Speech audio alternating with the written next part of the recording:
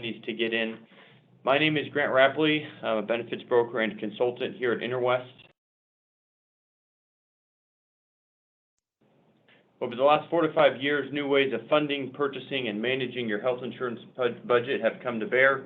The pharmacy benefit spend and prescription drugs within your health insurance program are the fastest growing sector of the group health insurance market. Maybe the only things growing faster than the pharmacy benefit space is going to be gas prices and inflation at this current time. Where self-funding and captives have offered transparency and the elimination of conflicts of interest for our clients, the pharmacy benefit space and prescription drug world still present many issues. As we dove into this world and begin to understand the tricks and schemes that occur behind the scenes with drug manufacturers, medical carriers, and PBMs or pharmacy benefit managers, we realized we needed a partner and an expert to help us identify all these areas of potential waste and fraud. This is where Adam Aguilar and his team at Action Pharmaceutical Consulting come in. APC is an independent consulting firm and offers an innovative and specialized approach to the acquisition of PBM services and saving money on your prescription drug plans. They are not owned by any PBM carrier or any other kind of healthcare provider, and we believe that that independence allows them to bring the most transparent and cost-effective solutions to the table for you and our clients. With decades of experience in the fully insured, self-insured, captive, municipality, union, and school district space, APC is confident there is a solution available for you. Adam works with us here at Interwest to help procure efficient pharmacy benefit and prescription drug benefits. He helps us transition groups from the fully insured market to level-funded captives and self-funding, and also helps groups that are currently fully insured spend less where the opportunity presents itself. This includes discount drug programs, manufacturer assistance, and more information on low-cost pharmacies around your area. This session will be recorded. The link to the recording and the presentation slides will be sent out no later than tomorrow. We're going to try and leave 10 to 15 minutes at the end of the session for questions, but please don't hesitate to reach out to me via email or even via the meeting chat feature. There is a text bubble at the bottom of your screen. The raise your hand feature does work good as well, but the Q&As will need to be done obviously via that chat feature. With that being said, Adam, thank you for taking the time to speak with us today and walk these attendees through the presentation, and we look forward to hearing from you. And with that, take it away, my friend. Grant, thank you so much for the introduction, and thank you everyone for attending this morning. Today we're going to be talking about, there's so many segments in prescription drug benefits. Today we're going to be talking about prescription assistance. And going back to what Grant mentioned earlier in the introduction, pharmacy costs are increasing. 10 years ago, it wouldn't, it would reflect maybe 10 or less % of your overall claim spend. A decade later, with the introduction of specialty medications, we're close to 20%. And on the horizon, with gene therapy, that number is only going to increase. So utilizing prescription assistance or other industry cost containment methodologies is going to help reduce that spend when available.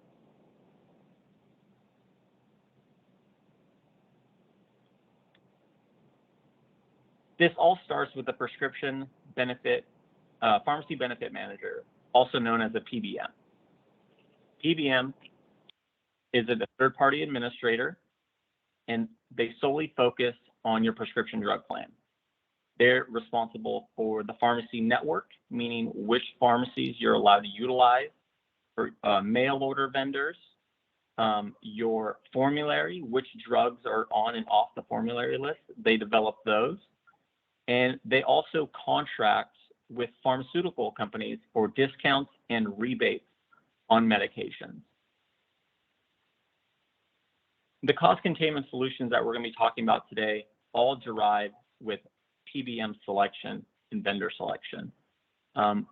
It's really about finding a partner that is going to allow you to add and put these processes in place for your members to contain costs, and for your members, again, their out-of-pocket costs as well.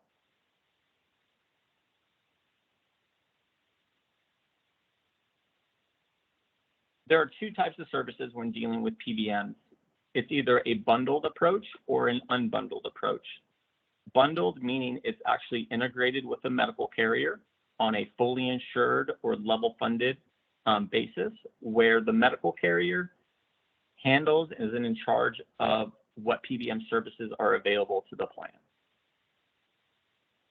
Again, that could be the retail pharmacies utilized, which mail order pharmacies are utilized, and what specialty medications and what specialty pharmacies are utilized. It is very much a canned approach, which is not necessarily benefiting your membership for their unique needs and services.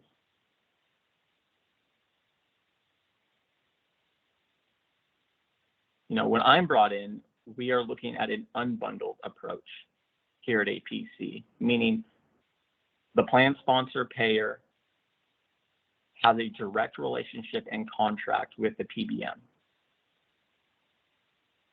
They hold the contract. There's no middlemen. So to Grant's point earlier, this increases transparency and accountability.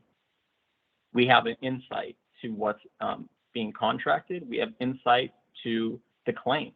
You know, a lot of what happens in the bundled or fully insured space, we just don't have access to data. With an unbundled approach and a carve-out vendor, you do. And it allows you to make educated choices for your plan and membership. A retail pharmacy, maybe there's a retail pharmacy closer to your organization that offers a more competitive price than the bundled pharmacy that's being, you know, promoted. Maybe you can save money on a mail order facility, or maybe you can save money on a specialty pharmacy that's outside the current arrangement. So these are all areas of opportunity that we can look into to drive results and cost savings for your plan and member. The big three. Currently in today's market, the big three is reflecting of the big three PBMs. CVS, Optum, and Express Scripts control 80% of all prescription claims handled nationally. The remaining 20% of claims is handled by mid-market PBMs. These PBMs that we work with allow flexibility, accountability, transparency, and overall customization for your plan's needs on a member-to-member basis, because no plan is run the same.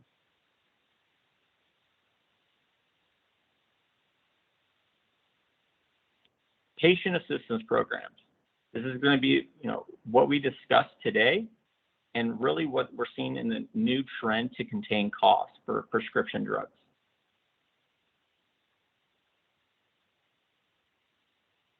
Patient assistance programs are pharmaceutical manufactured sponsored programs that provide financial assistance to patients for high-cost specialty drugs or brand drugs in general.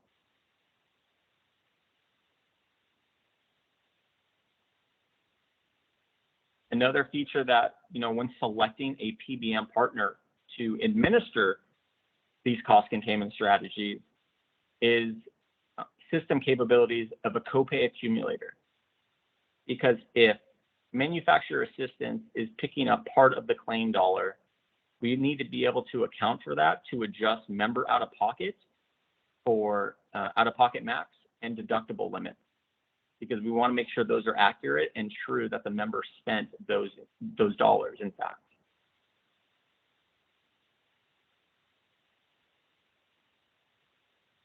Types of patient assistance programs. Number one, copay cash cards. You know, you'll often see these at either a pharmacy on the counter, at your physician's office, or maybe the doctor himself or her may pass these along with a prescription written. These are marketing tools from pharma to gain market share or ease any sort of copay costs for the member for them to get on the medication.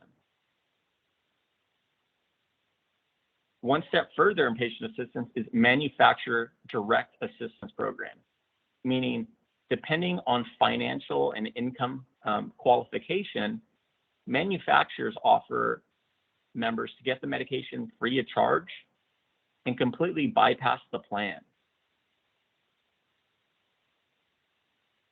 Foundational money. Depending on the disease state, there are charitable organizations that provide financial assistance to the members and organizations that those members work for to ease some of the burden, again, of these high-cost specialty drugs and or brand medication.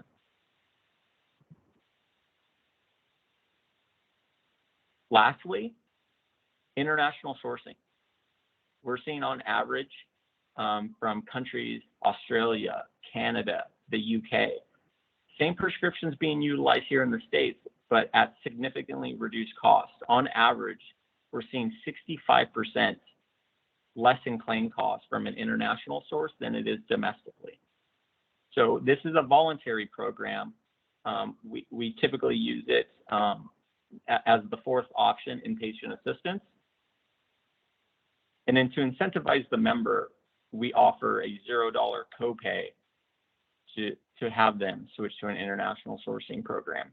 If, again, it's 100% voluntary, but it is available if need be. Again, these are all things that are able to be handled on a case-by-case basis, depending on the organizational needs and the member needs. We want to have flexibility when dealing with prescription drug plans. So the first patient assistance, copay cash cards, and the evolution. Back in 2009, there wasn't many. Again, these are to gain market share, used as a marketing tool for pharmaceutical manufacturers. Fast forward to today, every brand medication has some sort of financial assistance available and or cash card available. It is heavily utilized in commercials where patient assistance is brought up in every brand commercial that's available on TV. So looking at all the manufacturer websites, you'll see items like this. Pay as little as $5 per prescription. Here we have Januvia, which is a diabetic medication for type 2 diabetes, oral therapy. This is a very common drug. We're going to see this on 90% of the plans out there when we're doing our analysis. The fine print and what we're doing. So the first step of our cost containment is maximizing these copay cash cards. Looking at the terms and conditions. So these coupons have a max value of $150. Your copayment for your members may only be $50. So cash card, we're going to run through this example of just the cash card where the member only benefits, which is currently happening right now unless you have a variable copay program. So for example, the total claim cost of Januvia is $436. The member assigns a $50 copay for their membership for a brand medication. Member presents the copay cash card to the pharmacy when they're picking up their prescription to only pay $5. The coupon manufacturer pays $45 to the pharmacy.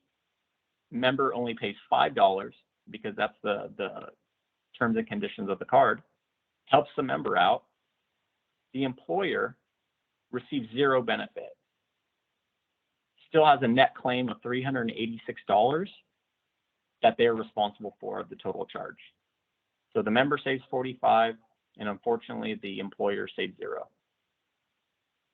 Transitioning to a variable copay program, we can maximize those copay dollars on those cash cards. Total claim of $436 still remains intact. We then virtually, in the claim system with the PBM, artificially inflate the copay from $50 to $150. That way the coupon pays $145, which was the maximum allowed per the term of the conditions of the card. Member still saves $5. Net claim to the employer was $291. Now the employer is saving $100 on a Januvia claim by maximizing the copay dollars on the cash card. And that's just one medication. As illustrated in a couple slides back, every brand medication available in the market has a copay cash card available to it. So you can see, 10% of your utilization is typically a brand or specialty medication. You start adding $100 of savings per fill per brand drug, it could really add up and present significant cost savings. As mentioned earlier, this all starts with a PBM partner and allowing them for integration of these cost containment strategies and variable copay or patient assistance. Some accounts and cases, we have anything that's over $200 must first be checked to go through patient assistance from the manufacturer before the plan sponsor pays for it. So how that would work, the patient takes their prescription to the pharmacy.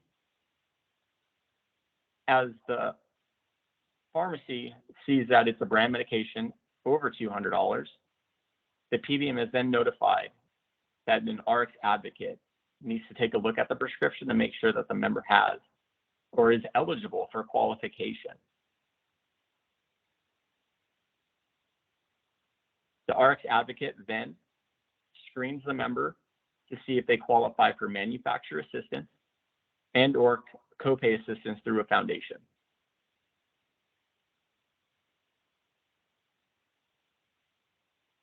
Our book of business that have integrated these cost containment strategies, 81% of membership is eligible in some form of manufacturer assistance. So again, kind of like the copay cash card, we are seeing substantial savings by just even capturing 81% of those dollars.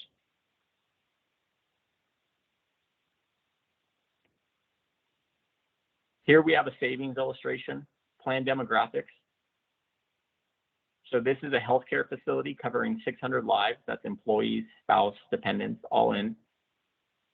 When we were looking to move this to a carve-out PBM and implement these strategies, the current cost was $753,000.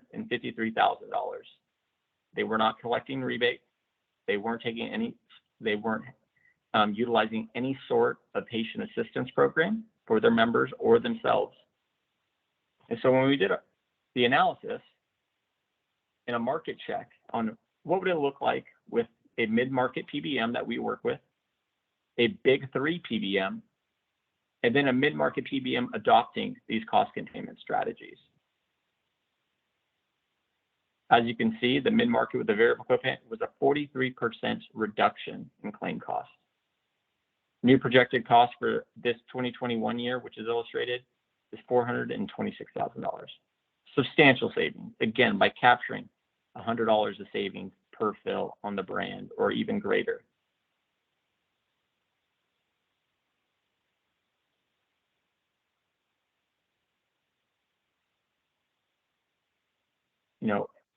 Grant, if you're there, do we have any questions? I wanted to leave ample time for questions. I know. We do have one. It looks like some of the private chat isn't working properly. So if anyone had any questions, feel free to send them publicly. Let's see here. First one. Are there any income restrictions when applying for this assistance? There are. So for the copay cash card, there isn't any. Anyone is eligible for those. The direct manufacturer assistance, there are income qualifications, but it's a ratio of the cost of the drug. So meaning if it is an expensive drug, that ratio changes on the income level. So a lot of people that think, oh, I would never qualify for that, surprisingly do because the cost of the medication. So again, based on the analysis and our book of business, we're seeing over 80% qualify for manufacturer assistance. I'll give a little bit of because you helped on this one, Adam. So we have, and I think one of the attendees today was the client we tried to help out. So one of our, we had two separate employees at two separate of our client groups taking the same drug. One of them was employed at a hospital health clinic. and the household income was over 200,000, and then the other was at a nonprofit, and the household income was only about 80 grand. So the employee whose household income was over 200,000 did not qualify for this assistance, and the employee whose household income at the nonprofit, whose like I said, whose household income was 80 grand, did qualify for the assistance. So like Adam said, there is a kind of income to cost of the drug ratio. But those are questions that, feel free to reach out to Adam and I, reach out to your Interwest broker. A lot of us work with Adam here. But why don't, we've got a couple more questions, Adam, but I'll let you get through the rest of the presentation and then we'll get to them. But that was one of the first ones that had come through. No, I wanted to leave ample time for questions, Grant, on patient assistance. So that's all I had for today. So let's get through those questions and see what we got. Awesome. Okay, number 2. This is kind of a two-part question, I guess. What is the process for applying for this assistance, and does it differ by manufacturer? It does. Depending on the manufacturer and medication being utilized, the process and/or qualification may change. A lot of the financial from pharma are income-based, so the member will need to submit income verification. But again, there's an RX advocate, essentially a case manager, that is going to be handling and being a liaison for these services. So it's not up to the member to just kind of submit all these and go through all the headache. They're going to have someone holding their hand and walking them through the process. Awesome. So next question, and I'll give my answer to this, and then I'll let you chime in. So what drugs are usually available for this manufacturer assistance? Because I'm a smart aleck, I usually say if you see the drug on TV, it's probably available for assistance. Any drugs we see in commercials are going to be super expensive and can only safely assume that they'll be available for manufacturer assistance. But is there any MO for what drugs are available for manufacturer assistance, or does it change year to year? It does change year to year. So the assistance dollar amount may change year to year, depending on the lifespan of the drug. If it's a new drug that's coming to market, or if it's a medication coming off patent and going to go generic. So there may be some variability there. But to your first question, if it's a brand medication, non-generic, 99.9% of them have assistance available. So okay, so it's non-generic. Generic manufacturers don't offer assistance. They're low-cost drugs anyway. Those are rarely affecting the plan state right now. So again, brand and specialty drugs are really what's driving up spend, and those are the ones providing the assistance. And this is more a question for the group, not one that came through. So right, like all of our clients and the people we work with, you just have a $15 copay, right? So you don't really know if you're taking a brand, generic, or specialty. Are there questions that employees should ask at the pharmacy, or should ask of their doctor to figure out if what they're taking is brand or generic or specialty?